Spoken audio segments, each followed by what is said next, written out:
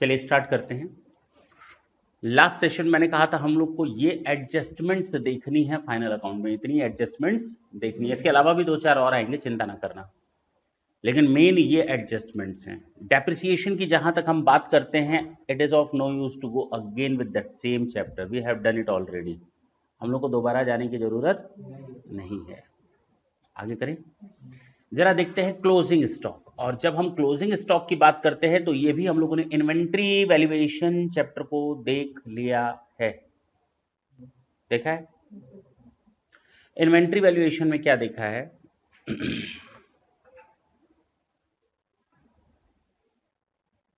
Adjustment relating to closing stock. हम लोगों ने आज तक जब भी ट्रायल बैलेंस हमारी आंखों के सामने आया है, ट्रायल बैलेंस ये आता है और इस ट्रायल बैलेंस में बनाना तो सीख गए हो ट्रायल बैलेंस, और इस ट्रायल बैलेंस के नीचे एक लाइन लिखी रहती है एडजस्टमेंट में, closing stock is valued at ₹5 lakh. तो मैंने कहा जब भी कोई नीचे इंफॉर्मेशन दी जाती है तो उसको दो जगह इफेक्ट डाला जाता है, एक डेबिट में और एक क्रेडिट में। यहां पर लिखा रहता है परचेज, यहां लिखा रहता है ओपनिंग स्टॉक, पक्की बात है ना, और यहां लिखा रहता है सेल। जरा ढंग से देखो तो ये हमारी 1000 यूनिट है, ये 100 यूनिट्स हैं। कभी यूनिट्स देखते हो क्या ट्रायल बैलेंस में? नहीं सर, नहीं देखते। सेल जो हुई है ना वो 800 यूनिट हुई है, चलो 900 कर देते हैं, 800 यूनिट सेल हुई है। और जो खरीदा था सामान वो 9000 का था, ये 1000 का था, ये 12000 में बेचा है। हम लोग को केवल जो मॉनिटरी ट्रांजैक्शंस होते हैं हम केवल उनको रिकॉर्ड करते हैं अपनी बुक्स ऑफ अकाउंट में, and this is the summary of those books of account. Trial balance represent the summary of your books of account, whatever you did till today, that is the summarisation of all those things. कोई दिक्कत नहीं है इसमें। अच्छा, लेकिन हम लोग उसमें यूनिट्स नहीं देखते हैं, देखते हैं क्या? नहीं देखते। अब हमें इस क्वेश्चन में नीचे दिया हुआ है कि भाई 200 यूनिट्स स्टॉक पे पड़ा रहा, कितना? Valued at ₹1800। कितना यूनिट स्टॉक में पड़ा रहा?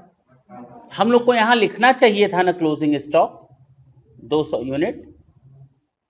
बोलो, opening stock plus purchase minus closing stock equal to sale. Units में लिखना चाहिए था ना, नहीं लिखा ना हमने, क्योंकि क्लोजिंग स्टॉक जो होता है वो ऑटोमेटिक जनरेट होता है। हमने सामान खरीदा रुपए में, एंट्री कर दी, हमने सामान बेचा रुपए में, एंट्री कर दी ना, उसी की तो एंट्री होती है बुक्स में। जो हमारा क्वांटिटी होता है वो तो स्टॉक रजिस्टर में जाता है, फीफो लीफो हीफो मेथड के हिसाब से। यूनिट्स और किलो और लीटर कहां जाता है? स्टॉक रजिस्टर में। उसका इस बुक्स ऑफ अकाउंट से कोई लेना देना नहीं है। हाँ, जब हमने परचेस किया 9000 रुपए का, जब हमने परचेस किया 9000 रुपए का, हम यूनिट्स को स्टॉक रजिस्टर में ले गए इस 900 को, हाँ या ना? तो स्टॉक रजिस्टर में मैंने लिखा मेरे पास 100 पड़े थे, 900 और आ गए, 1000 हो गया, 800 बिक गया, 200 यूनिट क्लोजिंग स्टॉक है। ये कहां से पता चल रहा है? स्टॉक रजिस्टर से।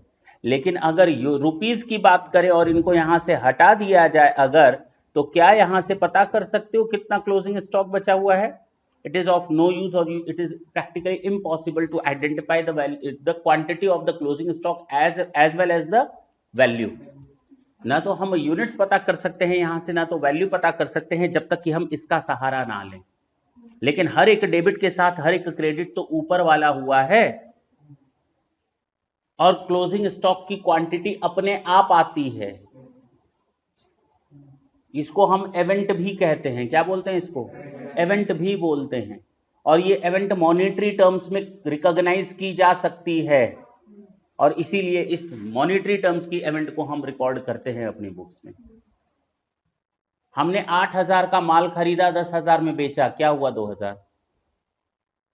हमने 8,000 रुपए का माल खरीदा और 10,000 रुपए में बेच दिया, 2,000 क्या हुआ? ये ऑटोमेटिक हुआ या इसके लिए कोई ट्रांजैक्शन अलग से करना पड़ा? तो ये भी हमारा इवेंट है जो ऑटोमेटिक जनरेट हुआ और मॉनिटरी इवेंट है। बात समझ में आई? जिसको हम ट्रांजैक्शन बोल सकते हैं। तो प्रॉफिट का भी देखो हम लोग एंट्री करते हैं, लेकिन ये ऑटोमेटिक जनरेट होता है। In the same way stock भी ऑटोमेटिक जनरेट होता है, उसको अलग से हमें एडजस्ट करना पड़ता है अलग से, क्योंकि ये 2 ट्रांजैक्शन का रिजल्ट है या कई ट्रांजैक्शंस का रिजल्ट है। तो हम लोगों को ये क्लोजिंग स्टॉक इसीलिए यहां नहीं दिखता, क्योंकि इसके लिए कोई अलग से ट्रांजैक्शन नहीं हुआ था। अब क्लियर हुआ? लेकिन दिखाना तो पड़ेगा, क्योंकि बचा हुआ है स्टॉक और इसी में से बचा हुआ है, तो दिखाना तो पड़ेगा। और जब किसी इंफॉर्मेशन को हम ट्रायल बैलेंस में एडजस्ट करते हैं या फाइनेंशियल स्टेटमेंट में, तो उसको 2 जगह एडजस्ट करना पड़ता है, क्योंकि मेरा ट्रायल बैलेंस ऑलरेडी मैच्ड है, जो भी फालतू की और चीजें दी हुई हैं उनसे हमारा ट्रायल बैलेंस टोटल करने के बाद मैच कर रहा है, कोई इश्यू नहीं है उसमें। अब क्या करें इसको एडजस्ट करने के लिए? हाँ,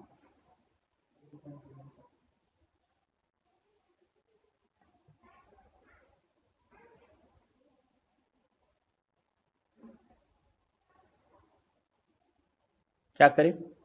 एंट्री करें, इसकी एंट्री करेंगे हम लोग। एसेट है ना मेरी ये closing stock, closing stock account debit, मेरा ये एसेट करंट एसेट है, मेरे ही पास बचा रह गया 2। हाँ ट्रेडिंग अकाउंट कितने रुपए से? सर 1800 कैसे आया? आप बिना कैलकुलेशन गलत गलत करते। कितना आना चाहिए? कॉस्ट और NRV which ever is less, है कि नहीं? हम कॉस्ट पर नहीं लिए, एनआरवी हमारा उससे भी कम है तो हम कम पर ले लिए, आया ना? तो कॉस्ट और एनआरवी विच एवर इज, जब लिख ही रहे हो, अलग से लिख रहे हो, तो वो वैल्यू लिख लो कॉस्ट और एनआरवी। पता चला फिर लॉस के लिए प्रोविजन अलग से बनाओगे, अलग से फिर प्रोविजन बनाओगे तो फिर सर खाओगे। उससे अच्छा सीधे बोल दो ना कॉस्ट और एनआरवी विच एवर इज। ये पढ़ चुके हैं हम लोग कहाँ पे? इन्वेंट्री वैल्यूएशन में। तो हमें ये एंट्री पास करनी पड़ती है अलग से। समझ में आई बात? ये क्लोजिंग स्टॉक का एडजस्टमेंट होता है। पक्का 100%? चलो, जब हमने इन्वेंट्री पढ़ाया था आपको तो मैंने ये चीज भी वहां क्लियर की थी, अब दोबारा बताना पड़ रहा है, लेकिन हाँ 2 मिनट दे करके बता दे रहे हैं। ज़्यादा डिटेल में तो नहीं बताएं, क्योंकि वहाँ मैंने डिटेल में डिस्कस किया था ये पॉइंट, और बहुत आराम से किया था। To opening stock, purchases, sales, ये ट्रेडिंग अकाउंट बनता है। आज फिर सीखेंगे इसको, चिंता न करना, ट्रेडिंग अकाउंट बनाना तो सीखना है इसमें, लेकिन हम लोगों ने इस तरह से देखा है पहले भी कई बार। और बाई क्लोजिंग स्टॉक देखा है ना? अच्छा, ओपनिंग स्टॉक है 1000 का, 9000 का ये है, सेल्स है मेरा 12000 का, क्लोजिंग स्टॉक कितने का बचा?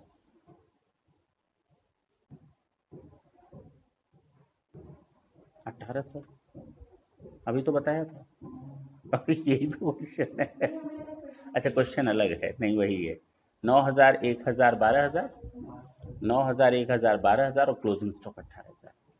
ये जो क्लोजिंग स्टॉक लिखे हो, ये कौन सा लिखे हो बताओ? इसमें से कौन सी वैल्यू है? ये वाली है या ये वाली है? ऊपर वाली या नीचे वाली? डेबिट वाली या क्रेडिट वाली? एक, हाँ हाँ हाँ,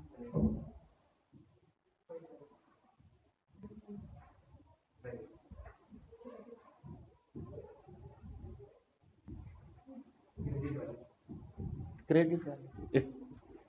क्रेडिट ही तो किए हो, ये क्या किए हो? ये तो तुम्हारा एसेट है ना, ये तुम्हारा एसेट साइड में जाएगा। नाम में क्या जाते हो? इससे इससे क्या लेना देना? ये तो कल समझने के लिए होता है। बाई क्लोजिंग स्टॉक, तो सर बाई क्लोजिंग स्टॉक तो यही है लिखा हुआ है ना? क्यों? यही तो होता है बाई, यही समझ रहे हो ना तुम लोग? ये नहीं है बेसिकली। ट्रेडिंग अकाउंट के क्रेडिट में, ट्रेडिंग अकाउंट का क्रेडिट कितने से करना है? 1800 से।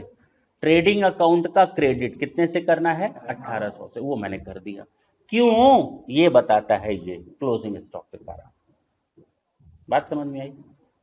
पक्की बात है? ये केवल आपको डिस्क्रिप्शन देता है, इसके अलावा इसका कोई मतलब, ये आपकी गैप को फुलफिल करता है। मैंने ट्रेडिंग अकाउंट को 1000 से डेबिट किया, क्यों? ओपनिंग स्टॉक के कारण। ये बताता है केवल। क्लियर हुआ? अब जो बैलेंस बचेगा ये कहलाएगा हमारा प्रॉफिट जीपी। कितना आया? जो भी आए इसको हम कहते हैं ग्रॉस प्रॉफिट। अब समझ में आ रही है बात? क्लोजिंग स्टॉक का एडजस्टमेंट समझ में आया? ये हमारा एसेट साइड में जाएगा। आज तक तुम लोग यूज टू थे, अब तो समझ में आया ये कहां जाएगा? करंट एसेट में जाएगा। यानी ये क्लोजिंग स्टॉक डेबिट जो है ये मेरा करंट एसेट है। ये है आपका ट्रेडिंग अकाउंट का पार्ट।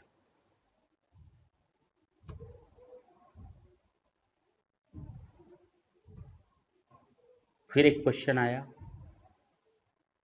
भाई दो जगह जाएगा ना? कहां कहां? एक डेबिट और एक क्रेडिट में। कहां डेबिट में कहां जाएगा? चलो अभी एक दो क्वेश्चन चल रहे होंगे दिमाग में। क्लोजिंग स्टॉक कितना? ये है बैलेंस शीट। यहां भी मैंने क्लोजिंग स्टॉक लिखा है, यहां भी क्लोजिंग स्टॉक लिखा है। यहां एसेट का नाम लिखा है और यहां हमने केवल डिस्क्रिप्शन दिया है क्यों वाला। दोनों में फर्क समझ में आया? यहां हमने ट्रेडिंग अकाउंट को क्रेडिट किया है। ये ट्रेड इनकम एंड एक्सपेंडिचर है या प्रॉफिट एंड लॉस है या ट्रेडिंग अकाउंट है, तो यहां हमें डिस्क्रिप्शन देना पड़ेगा क्यों। लेकिन यहां तो हमें एसेट का नाम ही लिखना है ना।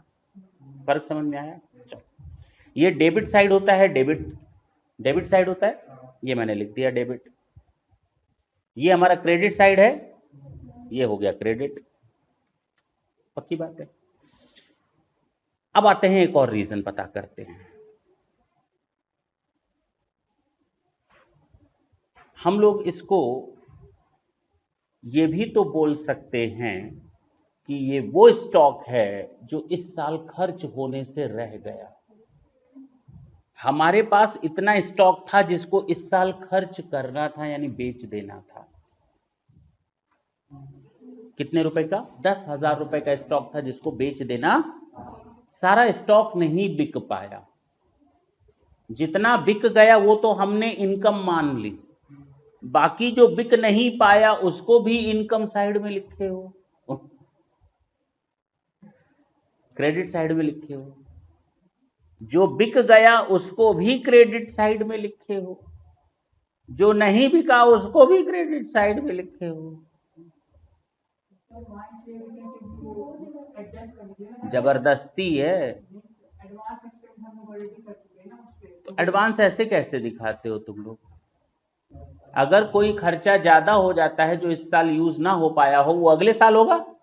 This one expenditure will be done in the next year. I am 100% agree with you.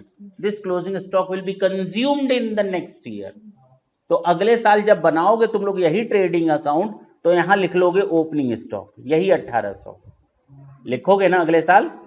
ये क्लोजिंग अगले साल के ओपनिंग में खर्चे में आ जाएगा। I am 100% agree with, but why to credited it in the trading account in the current year? नहीं, हम इसको ऐसे लिख सकते थे 10,000 माइनस क्लोजिंग स्टॉक। जैसे ओपनिंग स्टॉक प्लस है, क्लोजिंग स्टॉक कर सकते थे, लेकिन ऐसे दिखाने से ना स्टेटमेंट नहीं ना बना रहे हैं। We are just showing in the in the way of your account and not in the way of your statement। हम स्टेटमेंट नहीं बना रहे हैं जिसमें उसी में ही प्लस करो उसी में ही माइनस करो, अपने हिसाब से फॉर्मेट बनाओ। फर्स्ट ऑफ ऑल ये जो फाइनेंशियल स्टेटमेंट होता है, जो फाइनल अकाउंट होता है, वो रीडेबिलिटी होनी चाहिए उसकी, लोग देख करके समझ जाएं, उसको पढ़ सकें, हाँ या ना। तो अगर हम इसको माइनस करके दिखाएंगे तो हॉच पॉच टाइप का लगेगा। तो instead of deducting it out from the total stock we make it credit. The effect is same, only for the purpose of showing it this is only for the sake of your presentation, not for any other purposes. Otherwise हमको तो इसको यहां से minus ही करना था। जब तुम लोग सैलरी देते हो 15,000 और एडवांस सैलरी हो जाती है तो यही माइनस करते हो ना, एडवांस सैलरी यही माइनस करते हो ना, कि क्रेडिट में लिखते हो। लेकिन हाँ, इस केस में हमने माइनस नहीं किया, बस इतना समझ लो। अब समझ में आई बात? पक्की बात है ना? That's it. खुश? पक्का? तो इसको कर लो। ये एंट्री क्लोजिंग स्टॉक का एडजस्टमेंट हो गया हम लोग का, डन डन डन डन। वैसे करने की जरूरत नहीं है, इतना तो समझ में अब आ ही गया होगा, वैसे जाते थे घर तक तो भूल ही जाओगे।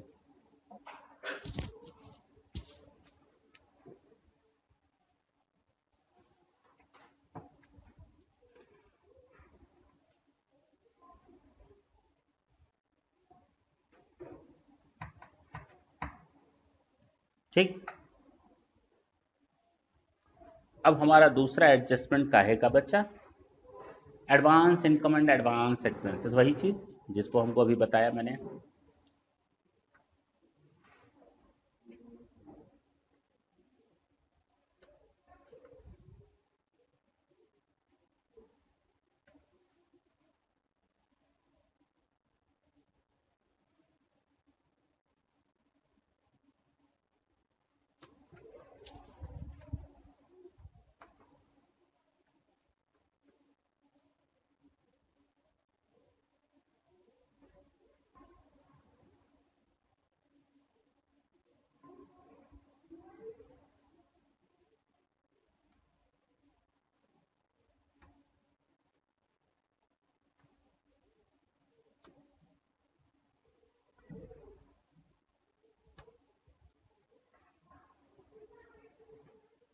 हाँ बताएं।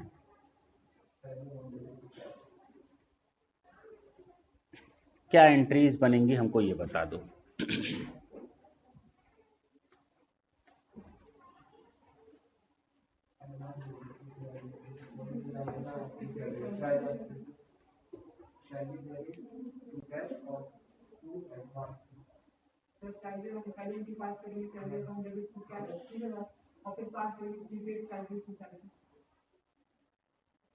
हाँ तुम क्या बोल रहे थे?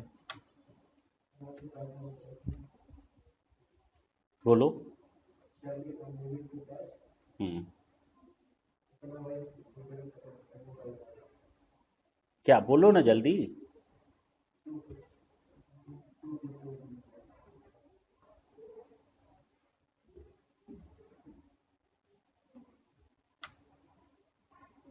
ये कौन सा सन्नाटा है? ये तो हम लोगों ने जर्नल एंट्री में पढ़ रखा था, फर्स्ट चैप्टर में पढ़ रखा था। हाँ बोलो आओ। करना क्या, एंट्री शुरू से बताओ, अमाउंट बताओ।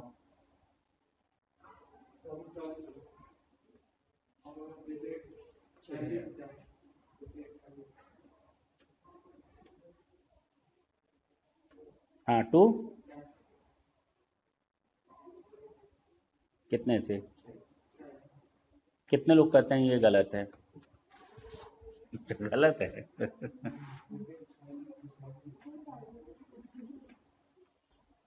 हाँ बोलो, बताओ।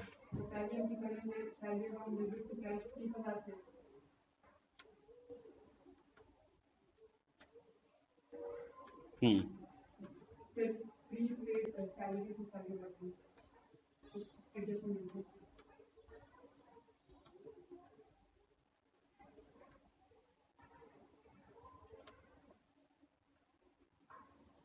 कितने लोग कहते हैं ये सही है दूसरा वाला?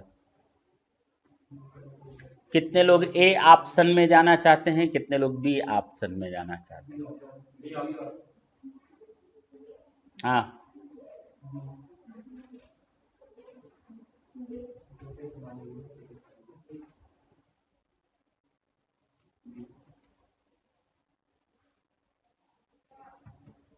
सेठ जी, हिले तो डुला तो हाँ बोले।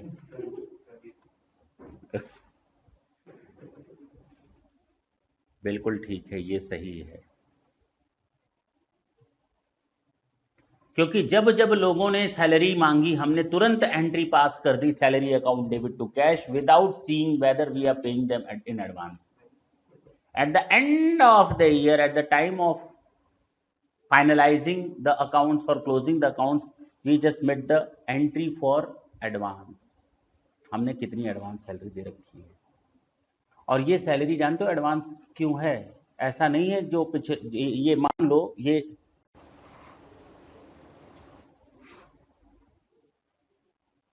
तुम लोग को कितना गिर गिर कर पढ़ाएं, है कि नहीं?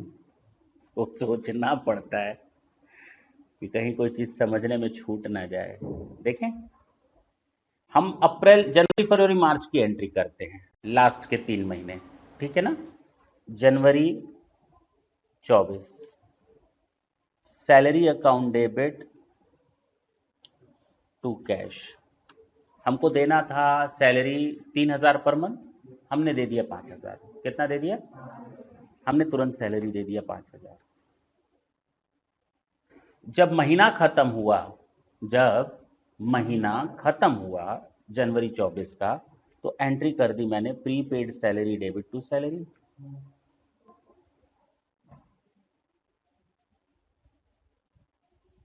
कितना मान लेते हैं? उस क्वेश्चन को दिमाग में मत रखना जो बताया था अभी, पता चला उसी के पीछे पड़े हुए. 5000 मैंने सैलरी दी और 2000 एडवांस था, महीने के अंत में एंट्री कर दी. अब आते हैं फरवरी में एंट्री करते हैं.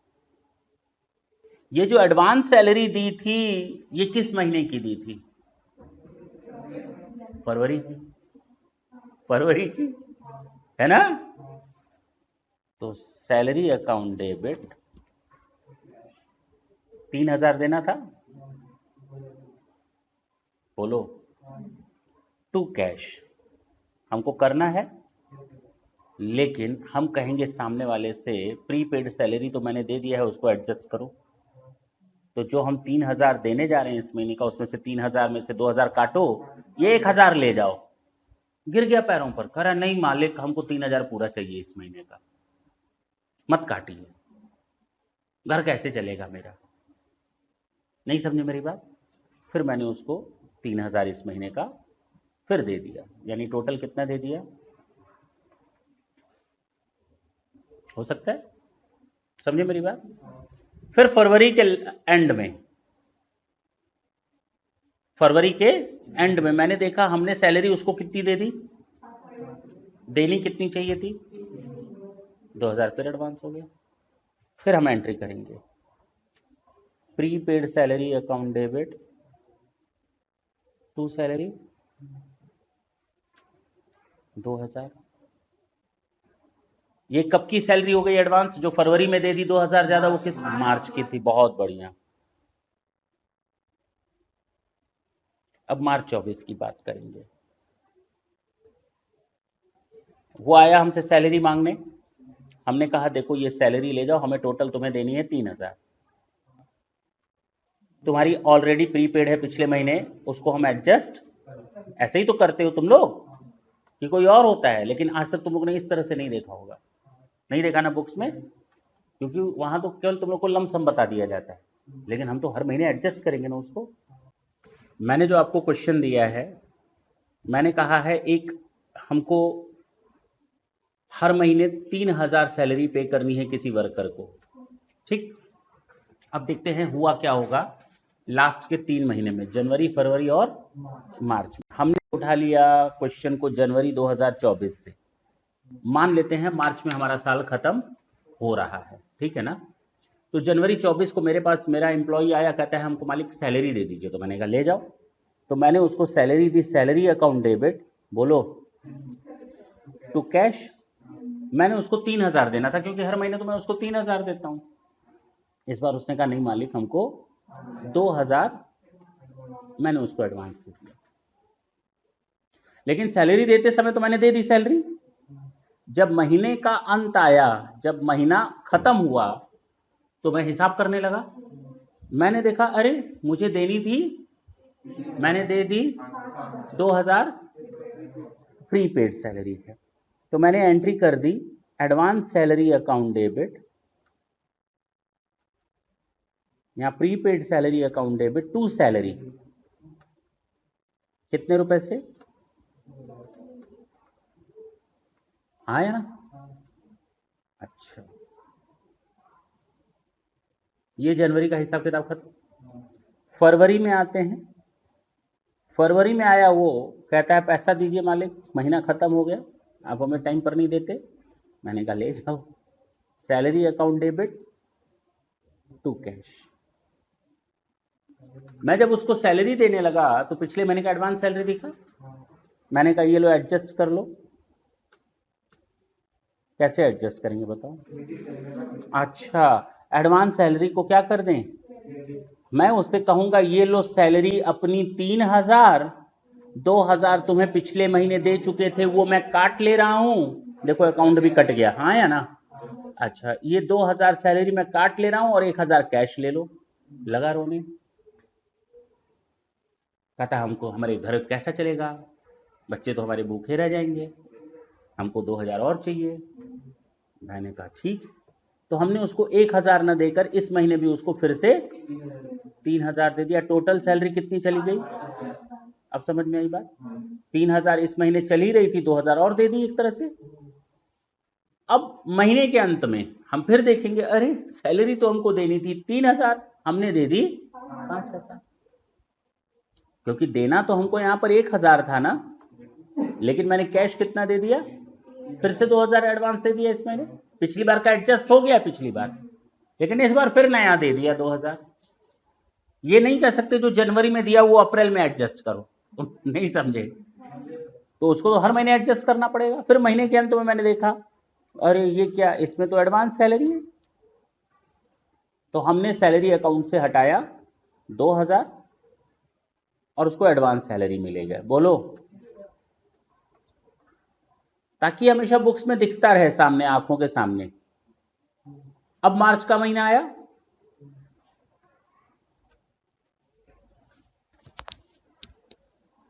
फिर से मैंने उसको सैलरी दी। अब मुझे उसको 3,000 देना था। मैंने कहा देखो भाई, एडवांस सैलरी एडजस्ट कर लो जो फरवरी में मैंने दी है 2,000, इस महीने की थी वो, और 1,000 ले जाओ। फिर पैरों पर गिर पड़ा, कह रहे नहीं मालिक नहीं, हमको 1,000 नीचे, हमको 4,000 चाहिए इस महीने कैश में। कितना चाहिए? देना हमें कितना था, और वो हमसे टोटल 1,000 नेट देना था, वो मांग कितना रहा है, तो इसका मतलब एडवांस कितना हो जाएगा? बोलो, एडवांस कितना हो जाएगा? 3,000। देना था 1,000, दे दिया मैंने 4,000। तो फिर अब लिखेंगे advance salary account debit to salary.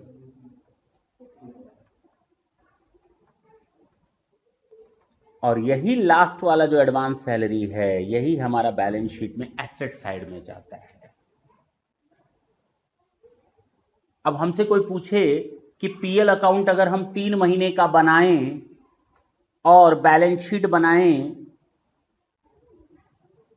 31 मार्च 2024 का, और पीएल अकाउंट बनाए 3 महीने का, जनवरी फरवरी मार्च का, तो क्या करेंगे आप? तो मैं कहूंगा देखो भाई, 5,000 सैलरी डेबिट, 2,000 क्रेडिट, कितना हुआ? 3 में 5 और जोड़ दो, टोटल कितना? 8 में 2 माइनस करो, कितना? 6 में 6 जोड़ो, 12 में से 3 हटाओ, 12 में से 3 हटाओ। तो एक तरह से ये सैलरी अकाउंट 9,000 गया है मेरा। कितना? तो हम लिखेंगे PL account debit to salary. कितने रुपए से? कितने रुपए से? तो PL account debit to salary कितने रुपए से? इसमें एडवांस सैलरी का एडजस्टमेंट नहीं करोगे क्या?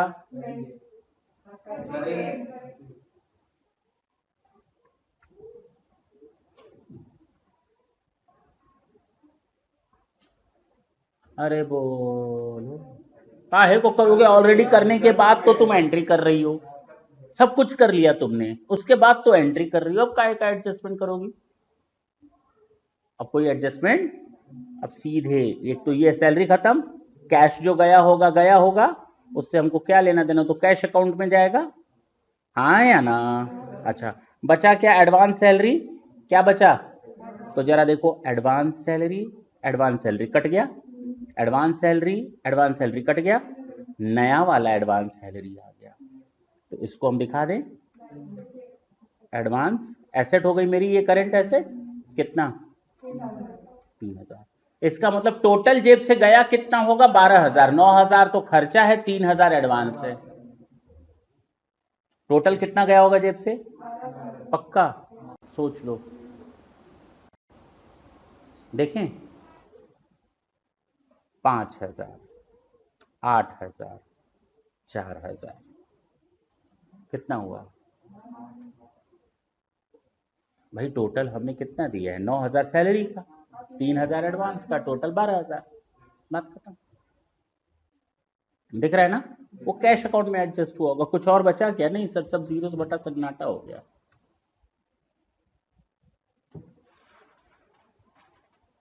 कोई दिक्कत, हम लोग को इस तरह से बता तो दिया जाता है बुक्स में, इस तरह से नहीं बताया जाता, जबकि एक्चुअल में प्रैक्टिकल लाइफ में ऐसे ही हम लोग को एडजस्टमेंट्स करना पड़ता है। जनवरी का फरवरी में, फरवरी का मार्च में, मार्च का अप्रैल में। चूंकि मार्च में क्लोज हो रहा है इसलिए बैलेंस शीट बन रही है, बैलेंस शीट बन रही है तो हमको एडवांस सैलरी दिखानी पड़ेगी बैलेंस शीट में। क्लियर हुआ, क्योंकि उसके पहले का एडवांस सैलरी दिखाने की जरूरत कट चुका है सर। जनवरी का एडवांस सैलरी तुम लोगों ने काट डाला है फरवरी में,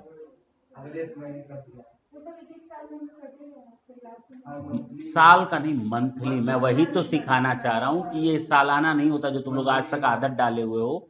अगर कोई पढ़ा लिखा बच्चा होगा तो वो सालाना आदत डाला हुआ होगा, ठीक है ना, जबकि होता ये मंथली एडजस्टमेंट्स है।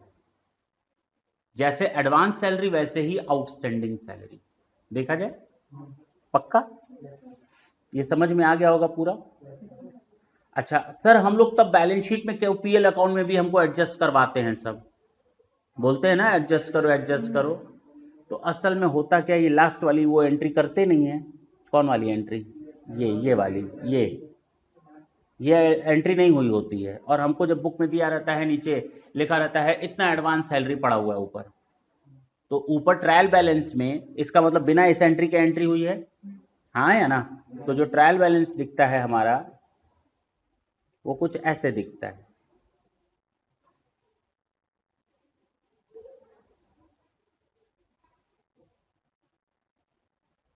ट्रायल बैलेंस में ऊपर की अगर एंट्री देखोगे तो कितना क्या क्या दिखेगा, जरा बता सकते हो। देखो इधर, सैलरी 5000, सैलरी 5000, सैलरी 6000, टोटल कितना हुआ 16000। 16000 में से 2000 माइनस करो, 14000 में से 2000 माइनस करो, तो हमको यहाँ सैलरी दिखती है 12000। कितनी दिखती है ट्रायल बैलेंस में, ठीक, ये यहां तक की एंट्री कर रहा हूं, यहां तक की, ठीक। और एडवांस सैलरी देखो इसके पहले का, ये और ये कट चुका है, ये और ये कट चुका है, कुछ नहीं बचा, नहीं कुछ नहीं, उसकी एंट्री नहीं हुई, बस ये दे दिया और नीचे लिख दिया एडजस्टमेंट में salary include 3000 as advance salary, क्योंकि लास्ट एडजस्टमेंट है ये। तो अब हमको इसकी एंट्री पास करनी पड़ती है, ये वाली बात समझ में आई। यानी अब इसको ठीक करने के लिए हमको एक नई एडजस्टमेंट पास करनी पड़ेगी, डबल इफेक्ट लेकर के, advance salary account debit to salary, कितने रुपए से, यही वाली एंट्री की है, लास्ट वाली कर दी। अब इसको यहां बैलेंस शीट में लिखना है, तो हम लोग सैलरी एक्सपेंसेस में लिखते हैं कितना, पीएल अकाउंट में 12000, कितना लिखते हैं 12000, और उसमें से ये माइनस कर देते हैं, ये माइनस करते हैं, ये वाला माइनस नहीं करते, लिखते हैं एडवांस, लिखते हैं हम लोग एडवांस, लेकिन ये नहीं लिख रहे, लिख हम ये रहे होते हैं, खुश। वो केवल समझने के लिए होता है, ठीक है ना। और ये एडवांस है, अब एडवांस को कहां लिखोगे, बैलेंस शीट में यहां पर लिखोगे 3000। अब बात समझ में आई, एक डेबिट एक क्रेडिट, देखो ऊपर वाला ही बन गया, जहां आना था वो आ गया। समझ में आई बात? ये तरीका होता है। चलें आगे। जैसे हम लोगों ने एडवांस सीखा, सेम उसी तरह हम लोग आउटस्टैंडिंग भी सीखेंगे।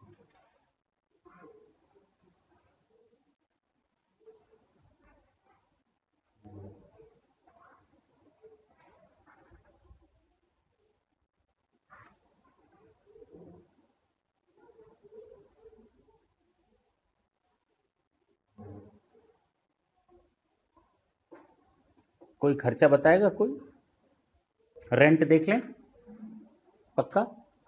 तो हमने रेंट देना है हर महीने 5,000। कितना? तो जनवरी 24 की बात करता हूं, तुम लोग अप्रैल 23 से लेकर के चले आना, कोई दिक्कत नहीं है, लेकिन हम जनवरी से उठाते हैं। हमको रेंट देना है 5,000, तो मैंने लिख दिया rent account debit to cash. मालिक मांगने आया, मकान मालिक, हमने केवल उसको 4,000 दिए। कितना दिया? 4,000।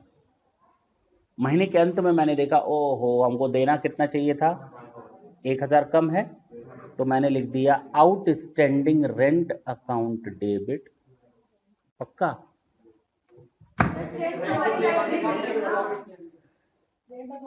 अरे तो जब लिखते हैं तो उस समय दिमाग कहाँ चला गया होता है। Rent account debit to outstanding rent. ये हम आउटस्टैंडिंग रेंट हम अपनी लाइबिलिटी बना लेते हैं। और ये 1,000 मेरा खर्च हो चुका है, लेकिन जेब से नहीं निकला। खर्च हो चुका है, this is the expenditure of the January month, but actually no any cash outflow was there. हाँ या ना? That's why we transferred it to the outstanding rent account. पक्का?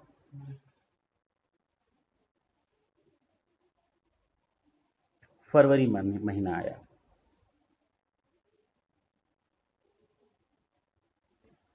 फिर मालिक को पैसा देना था, वो आया, तो मैंने एंट्री की rent account debit to cash. वो कह रहा नहीं इस महीने तो हमें पूरा चाहिए, इस महीने हमको पूरा 5,000 चाहिए, हम नहीं मानने वाले, जाओ।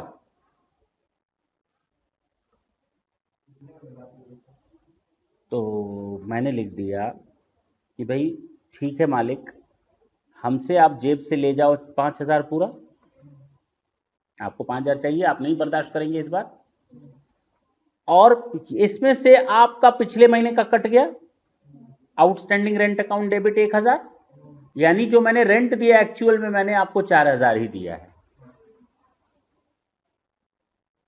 अरे वो रेंट तो मैंने एक्चुअल में 4,000 ही दिया, 1,000 तो पिछला वाला दिया है, इस महीने का कितना दिया? अब महीना खत्म हुआ, फिर मैंने चेक किया, अरे रेंट तो मेरा 5,000 जाना चाहिए था, 4,000 गया है, दिख रहा है। तो मैंने फिर लिख दिया रेंट अकाउंट डेबिट, ये आउटस्टैंडिंग अब इस महीने का हो गया, पिछले महीने वाले दे चुके हैं, इस महीने वाला फिर नया आ गया 1,000।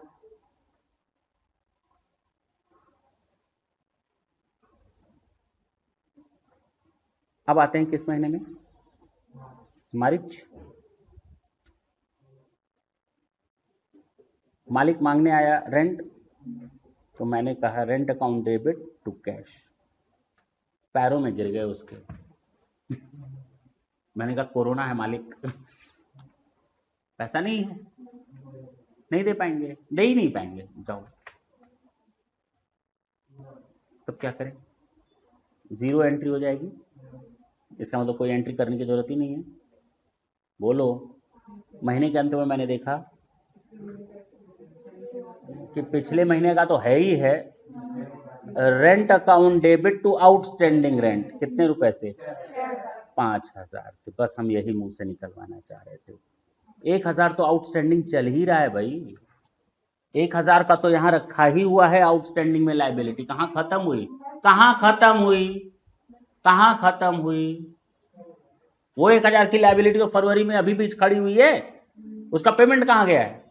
5,000 नहीं हो गई, टोटल मिलाकर 6,000 आना चाहिए, आना चाहिए 6,000। देख लेते हैं क्या तुम लोग, हम जान रहे थे यहाँ तुम लोग गच्चा खाओगे।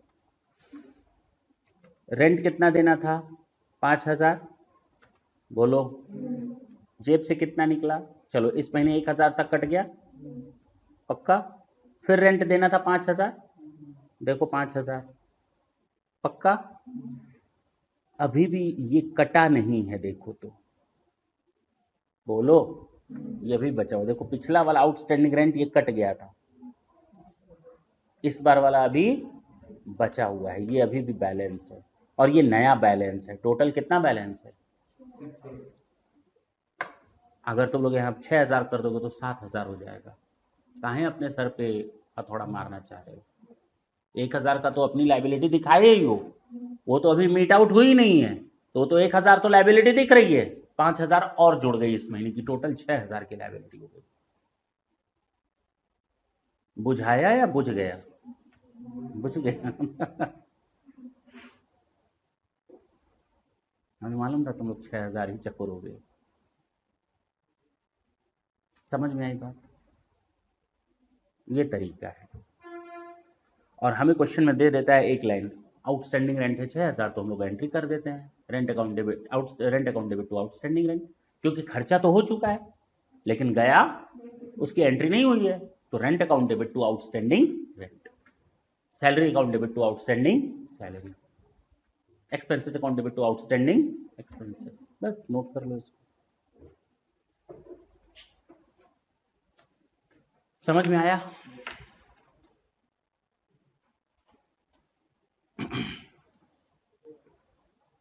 तो हम लोगों ने आउटस्टैंडिंग का भी हिसाब कर लिया, प्रीपेड का भी कर लिया, क्लोजिंग स्टॉक का भी हो गया, डेप्रिसिएशन का मैं कुछ नहीं बताने जा रहा, वो डायरेक्ट हम लोग क्वेश्चन में देखेंगे। पूरा एक चैप्टर चला था बकायदा। चलिए, क्या एडवांस? ये तो उस समय तो दिखाए थे बाबू।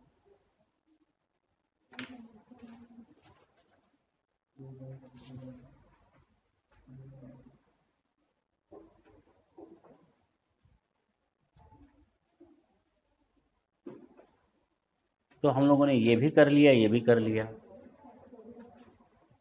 रेक्टिफिकेशन कर ही चुके हो। बोलो, एक्रूड इनकम देखा जाए।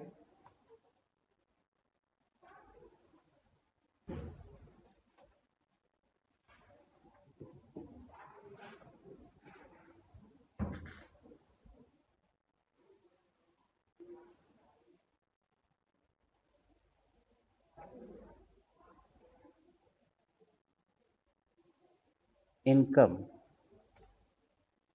accrued but not paid. Income accrued but not due. उड़ी बाबा, क्या लिख दिया मैंने? दोनों में फर्क मालूम है? फर्क मालूम है? अर्नड कहाँ लिखा है मैंने?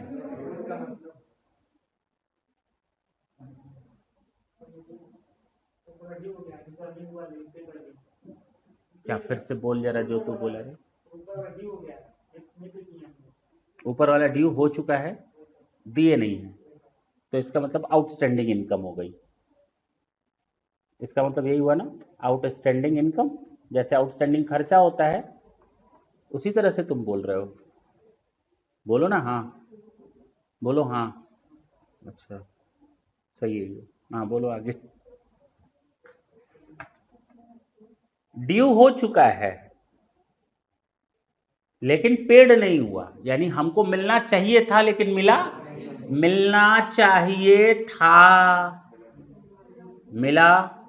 अब मैं मालिक बन जाता हूं, तुम किराएदार बन जाओ, उल्टा चलते। पक्की बात है? देखा जाए कहानी, मजा लेना चाहते हो?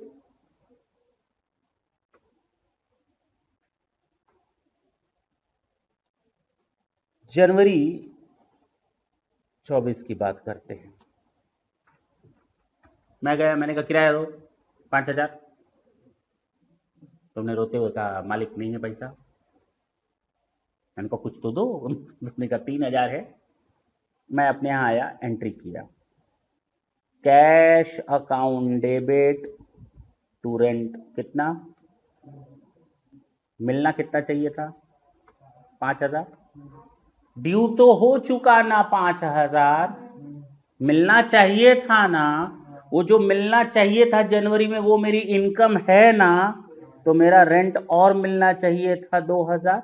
टोटल रेंट 5,000 देखो आना चाहिए था, बोलो ना। तो मैंने 2,000 की एंट्री इस महीने के अंत में की। क्या लिखूं? Accrued rent, account debit. ये आउटस्टैंडिंग रेंट है, ये जो मुझे मिलना है, ये मेरी एसेट है, ये मेरी एसेट है जो मुझे आपसे मिलना है। मैंने लिख दिया। अब ठीक, क्योंकि ड्यू तो हो चुका है, डेट बीत गई है, मैंने ये एंट्री कर दी।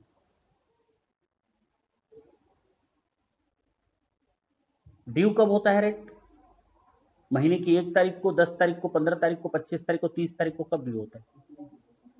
नॉर्मली 30 को ही होता है। अगर कोई पूछे तो क्या कहोगे? महीना खत्म हो गया है, पैसा कब दोगे? यही तो होता है। महीना मतलब अब चाहे 5 से 5 हो, 10 से 10 हो, लेकिन हम मान ले रहे हैं 1 से 31 या 1 से 30। ठीक, 30 तारीख को हो गया। 2,000 अभी हमें आपसे लेना है। हम फरवरी में फिर आपके पास पहुंचे।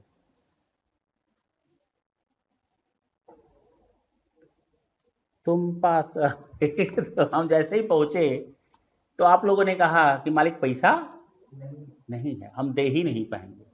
मैंने कहा कुछ तो दो। तो तुमने खोज खाज करके 4,000 दे दिया। कितना? तो मुझे कितना मिला?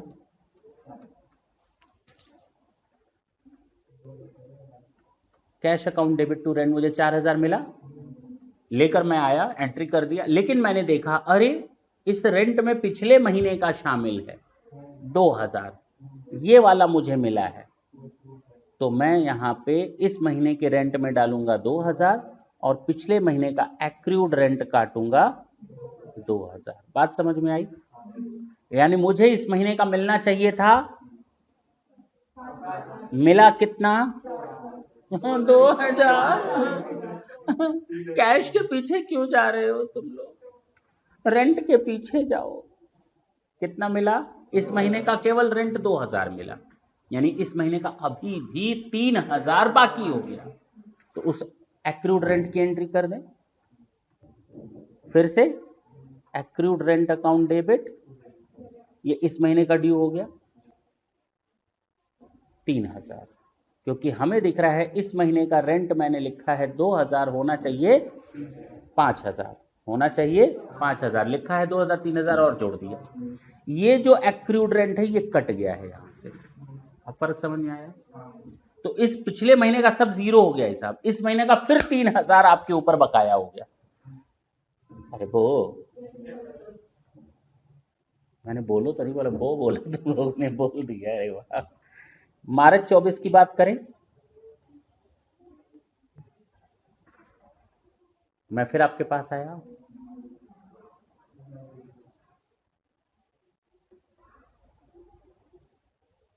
इस महीने आपने कहा मालिक बताओ जो भी हिसाब किताब है हम आपका घर छोड़ने वाले हैं।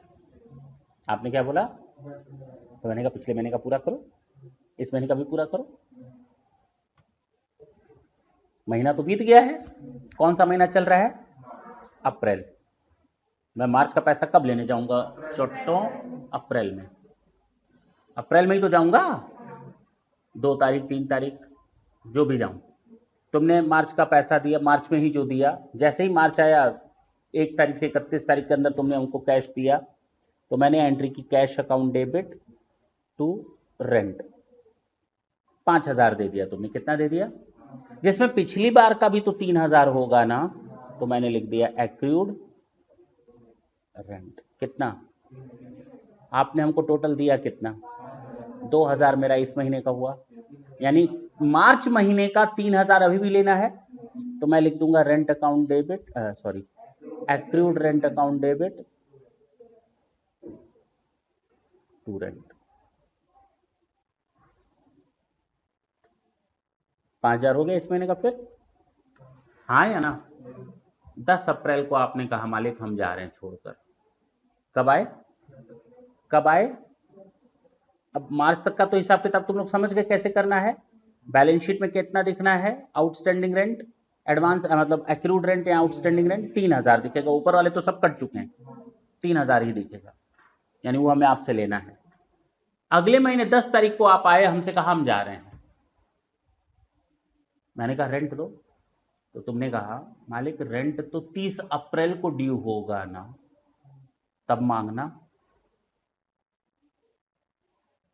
मैंने कहा तुम जा रहे हो छोड़कर, करे क्या हुआ? घर ही तो छोड़कर जा रहे हैं, दुनिया नहीं ना छोड़ रहे। जब पैसा ड्यू होगा तब मांगना। ड्यू डेट क्या है? और आज कौन सी तारीख है? तो 30 तारीख का पैसा तुम 10 तारीख को मांगोगे, 30 को ड्यू होगा तब देंगे, उस समय मेरी जिम्मेदारी बनेगी। 10 को कौन सी जिम्मेदारी होती है? मैंने कहा ना बाबा ना, ये वो 10 दिन हैं जिसमें मैंने इनकम अर्न कर ली है, लेकिन ड्यू भी नहीं हुई, रिसीव भी नहीं हुई। ना ड्यू हुई है ना रिसीव हुई है। ड्यू होगी 30 तारीख को, रिसीव तो हुई नहीं। तो अगर ड्यू डेट से पहले, अमाउंट के ड्यू होने के पहले हमको कोई अमाउंट उस पीरियड का मिलता है या मिलने का इंटाइटलमेंट होता है या राइट बनता है, क्या ये 10 दिन का रेंट मांगना राइट है या नहीं? अब तुम लोग खुद बोल रहे हो ये 10 दिन का मुझे रेंट मांगना चाहिए, ड्यू तो हुआ ही नहीं। क्या उसको ड्यू डेट के बाद मांगे या आज ही मांग लें? क्यों? क्योंकि वो जा रहा है।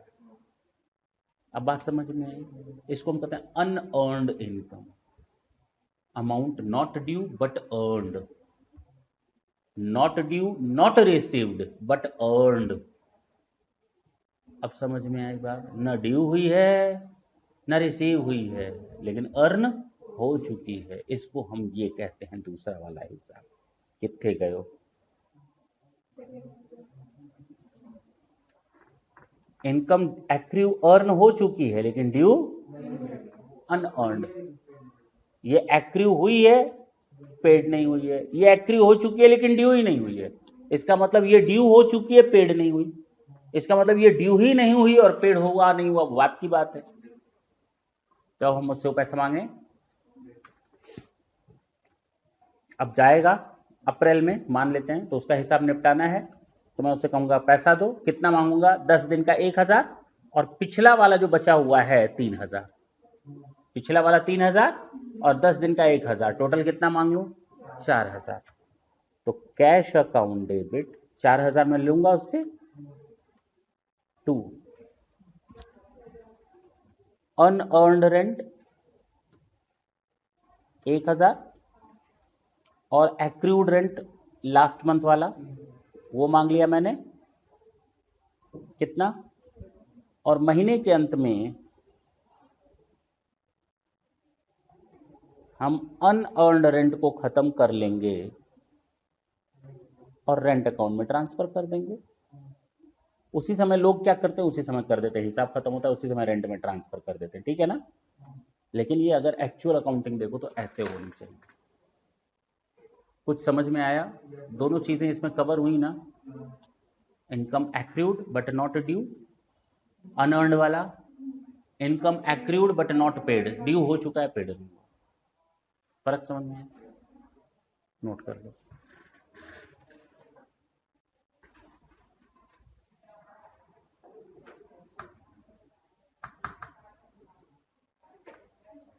चलिए